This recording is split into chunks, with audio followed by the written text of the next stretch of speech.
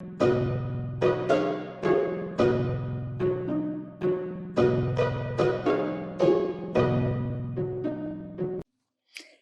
everyone, and welcome back to AmourologyEd, where we do sex and alternative lifestyle education. My name is Krista. I am your host. If you don't know me, I use she, her, or they, them pronouns. I bring a feminist, disabled, queer, kink, non-monogamous, relationship anarchist, and all-around shameless approach to my education and coaching. So, now that that's out of the way, today we're going to be talking anal. Yay! I'm so excited about this one. So, we are going to be talking about it in the context of masturbation, but the things that I do talk about in here can be applied to partner sex as well. Now, with that out of the way, I do have some, I don't have any scheduled events coming up yet, but I am working on some events. So if you're interested in online events right now, whether it be panel discussions, the one that I'm working on right now is a panel discussion and then a how to talk to your children about sex workshop. So if that's something that interests you, be sure to check out my website, AmourologyEd.net. You can find out more information there, or you can join my Facebook group or follow the page at AmourologyEd or any social media. I will post 2 events there anytime. So that's something that interests you. Now, since it is anal week, I'm also going to be plugging one of my merchandise items. So this is my cute little butt plug, my cute little kawaii butt plug. It's a weatherproof vinyl sticker. I make them to order. You can get them in whatever color you want. They come in like really shiny colors too. It's kind of hard to see on this, but this is kind of a holographic-y shiny color. So if that's something that interests you, you can follow the links on my website to get some of these or any other merchandise I may have, or you can search Etsy at AmourologyEd as well. Yay! Let's get on with it. So I was editing this video and I decided that it was just way too long. I feel like my videos are getting longer and longer and I want to kind of go back to my roots a little bit. So I split this video into 2 parts. So this will be the first part on hygiene and basics, and then you can stay tuned next week for the second part on more anatomy and techniques.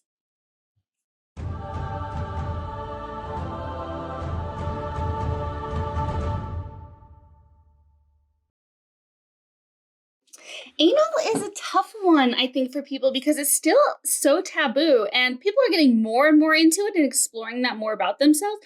But a lot of people don't really know where to start on this one. So we're going to go over kind of some basics, and then we're going to go over more techniques like I've done in other videos for different body types. That being said, if anal is not your jam, that's totally fine. Like anything with sex, find what works for you and find what you like. There's no one way that's better than another way or one way that works better for your body. So I want to validate that right now and get that out here, that anal has amazing possibilities of pleasure that a lot of people don't explore.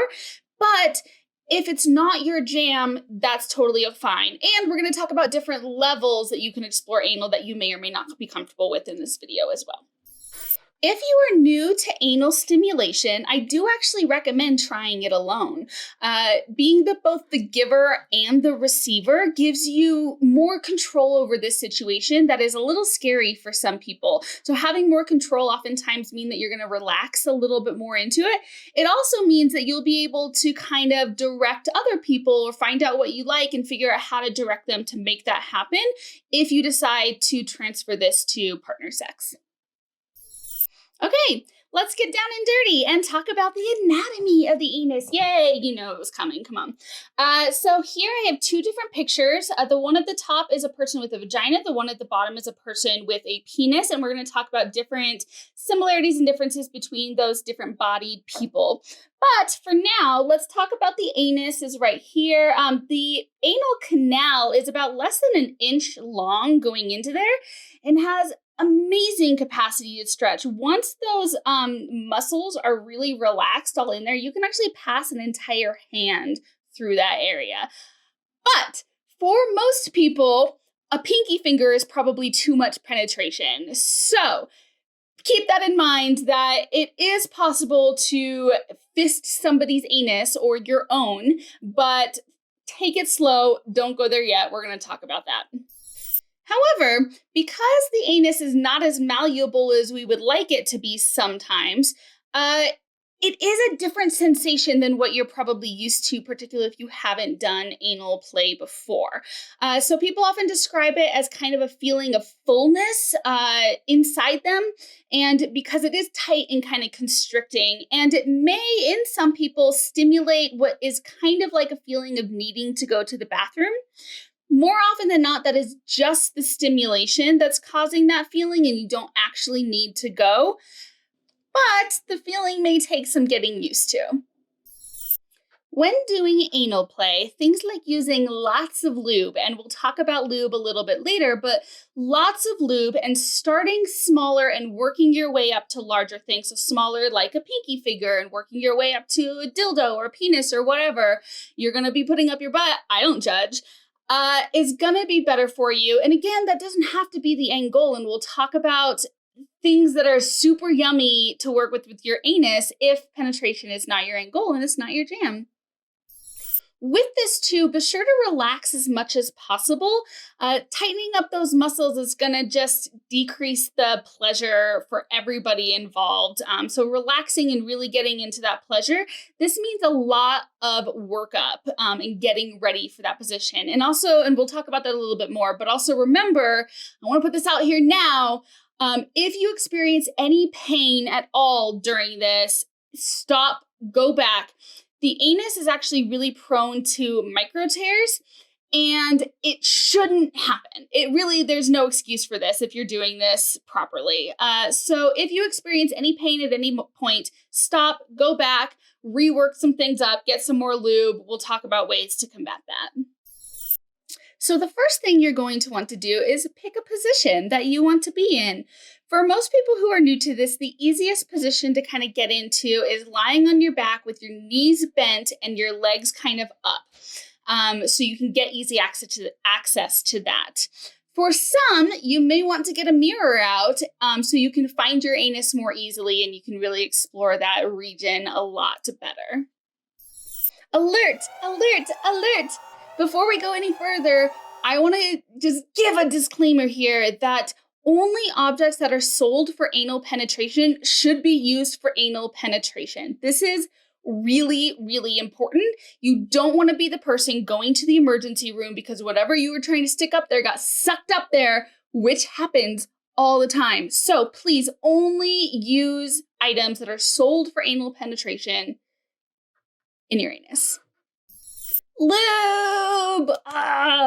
Okay, so when it comes to lube, the more lube, the better when it comes to anal stimulation. The anus, unlike the vagina or other mucous membranes in your body, don't naturally lubricate themselves. So it is vital to use lube for not only pleasure, but safety as well. You don't want to be having those micro tears that we talked about. So lube it up. Lube, lube, lube, lube, lube.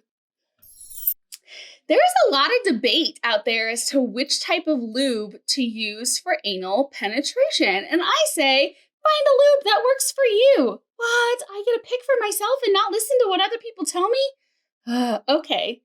So here's the deal. We're not going to go super deep into lube because, again, I'm going to do that in other episodes. But a silicone-based lubricant is going to be potentially better for you because it lasts longer. And so if that's something that you like and you're going to be really working that area and you're going to perhaps be doing more penetration, the silicone lubricant will last and not get absorbed and kind of dry and sticky as quickly. However, a water-based lubricant is also great because it is really hydrating to the anal canal. And you can use it with different toys. So like a silicone-based lubricant, you can't use with silicone toys, but a water-based lubricant, you can. And a lot of people have said that they just like the feeling of that better because it feels more hydrating. So decide for yourself what you want to do. I would suggest maybe avoiding oil-based lubricants in this area. Okay, now the question on everybody's mind. Let's talk hygiene for a minute before we go any further in this. If you're one of those people who prefers to use a glove, yay, glove holders, I love it. This might be a great time to do that. It's easy to clean. It's easy to keep your hand clean. For vulva owners, I will caution you to pick a hand that is for your anus and pick a hand that is for your vulva, and don't get them confused. Getting your anus fingers or whatever it's likely going to get some fecal matter on them, even if you can't see it. And switching those hands and getting that into your vulva can really cause a really nasty bacterial infection. So if this is something that you're going to want to do and you have a vulva, pick a hand that's going to be your anus hand for this session. Let's address the elephant in the room. Yes, poop comes out of your anus. Yes, you are probably going to encounter some poop in this. More often than not, you're never going to know that, but every once in a while, things can get a little messy. And being aware of that and knowing not to freak out about that, particularly if you're with a partner, I think is super vital to even wanting to explore anal play. So we're going to talk about some hygiene things that you can do to kind of lessen your nerves maybe a little bit when it comes to poop, and also actually make it so that you're less likely to get fecal matter, lots of fecal matter involved. The easiest way to keep things clean when you're doing anal play is to just put down a towel. It's going to keep your sheets from getting potentially stained, and it's going to make for easy cleanup. It's also going to make it so that if anything starts dripping down, particularly again, if you have a vulva, you can easily clean that up before it reaches any area that you don't want it at. If you're going to be using your fingers to explore your anus, then it is really important to wash your hands really thoroughly beforehand and trim your nails as much as you can or as much as you want to.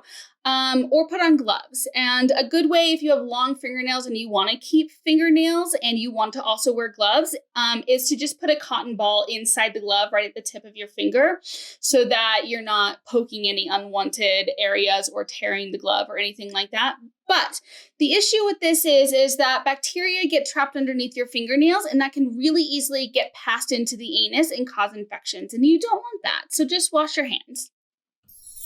If you're using a toy, clean your toy before and after every use according to the manufacturer's suggestions.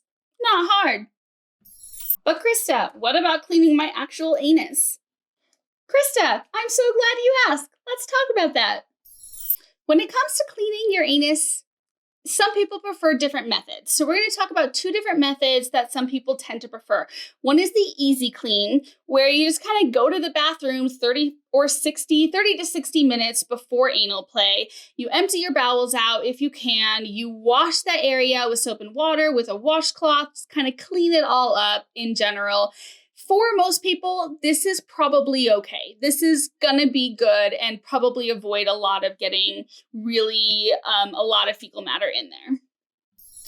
If you're really worried about it, or you're someone who likes a lot of penetration and going pretty deep as far as penetrative sex goes, or penetrative whatever goes, then you might want to do a more deeper clean. So this is going to be like an enema. So for best experiences, you want to do it 1 to 2 hours before anal play. You only need to use a couple cups of water because you're just rinsing out the last 6 to 8 inches of the rectum. That's all you're rinsing out. So you don't want to use enough water that is going to go into your intestinal tract, because that's going to cause all sorts of digestive problems and cramping and may actually stimulate you needing to go to the bathroom. That's kind of embarrassing. So if concerned, err on the side of too little water versus too much. For this, you will also want to use warm water, and you'll want to think of a baby's bottle, check it against your wrist, make sure it's not too hot and not too cold. If it's too cold, it'll cause cramping. If it's too hot, it can really irritate that tissue and make just everything really uncomfortable. Okay, we're going to leave it here for today. Be sure to join in next week for week 2 when we get kind of more down and dirty about it, so to speak. As always, you can find me at AmourologyEd.net. You can find me at AmourologyEd on all social media. You can join my Facebook group and get answers to all those questions you didn't know you had. You can join my Patreon. I have Patreon as little as $1 a month and kind of from then up, and there's perks that come with each of those. So please consider saying thank you if this has ever helped you or struck a chord and that you liked it. So it means so much. Like and subscribe, tell a friend, all that good stuff. We'll see you next week.